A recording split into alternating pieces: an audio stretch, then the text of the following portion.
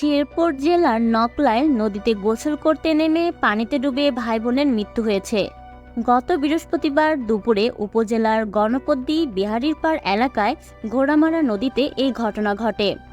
নিহতরা হলো 12 বছরের মেয়ে মারিয়া আক্তার মিম এবং 8 বছরের ছেলে মাসুদ রানা। তাদের মধ্যে মাসুদ নার্সারিতে ও মিম চতুর্থ শ্রেণীতে পড়াশোনা করত। তারা ওই এলাকার বাসিন্দা কৃষক মোতালেব হোসেনের সন্তান।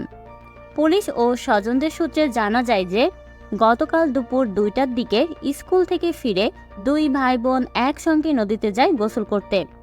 এরপর থেকে তারা নিখোঁজ ছিল। অনেক খোঁজাখুঁজির পর স্বজনরা নদীতে তাদের মরদেহ দেখে সেখান থেকে উদ্ধার করে। এ ঘটনায় এলাকায় জুড়ে শোক বিরাজ করছে। এদিকে এ ঘটনা নিশ্চিত করেছেন নকলা থানার ভারপ্রাপ্ত কর্মকর্তা আব্দুল কাদের খান। তিনি জানান, পানিতে ডুবে দুই ভাই বোনের মৃত্যুর ঘটনায় একটি অপমৃত্যু মামলা দায়ের করা হবে।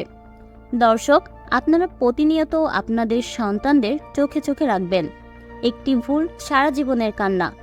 ভিডিও সম্পর্কে কোনো মতামত থাকলে কমেন্টসে জানাতে পারেন। আর চ্যানেলটি সাবস্ক্রাইব করে আমাদের পাশে থাকবেন। ধন্যবাদ।